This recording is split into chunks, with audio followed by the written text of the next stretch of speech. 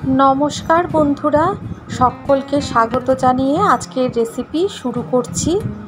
आपनारा भाबछेन प्रतिदिन राते डिनारे रुटिर साथे कि तरकारी खावा जाय, एरकम जदि भावेन ताहले एई रेसिपिटा देखे निन। कड़ाईते सर्षेर तेल दिए दिलाम, तेलटा गरम हये गेछे, गोटा सादा जिरे दिलाम। एबार फोड़नटा কিছুক্ষণ ধরে নাড়াচাড়া করে নেব। প্রতিদিনই একটা প্রবলেম থাকে যে ডিনারে রুটির সাথে কি তরকারি খাওয়া যায়। এই তরকারিটা কিন্তু সেই প্রবলেমটা সলভ করে দেবে।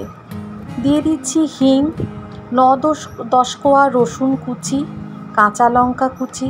এবার সব কিছুক্ষণ ধরে ভাজা ভাজা করে নেব। তারপরে একটা মাঝারি সাইজের পেঁয়াজ কুচি করে দিয়ে দিচ্ছি। আবারও সব কিছু হালকা করে ভাজা ভাজা করব। বন্ধুরা, এই রকম একটা তরকারি যদি রুটির সাথে থাকে তাহলে একেবারে কিন্তু খাওয়াটা জমে যাবে। একটা টমেটো কুচি করে দিয়ে দিলাম, আবারও টমেটোটাও একটু ভাজা ভাজা করে নেব। তরকারিটা একদম শুকনো শুকনো হবে। দিয়ে দিচ্ছি দুটো আলু ডুমু করে কেটে রেখেছিলাম, আলু দিয়ে দিচ্ছি।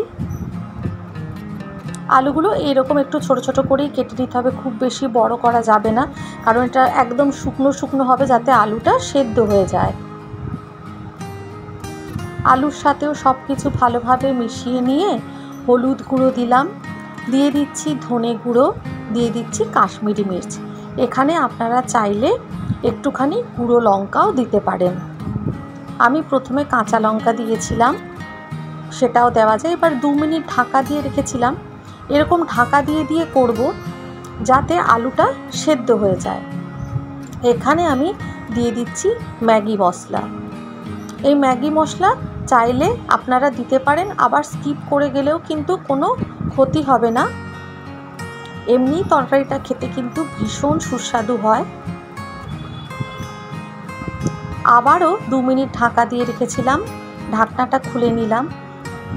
আলুগুলো প্রায় সেদ্ধ হয়ে গেছে।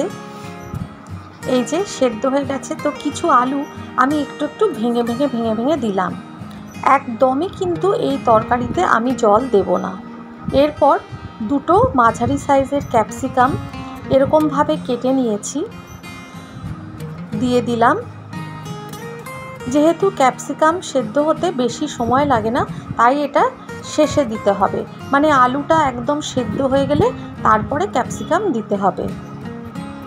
প্রয়োজন মতো নুন দিয়ে দিচ্ছি।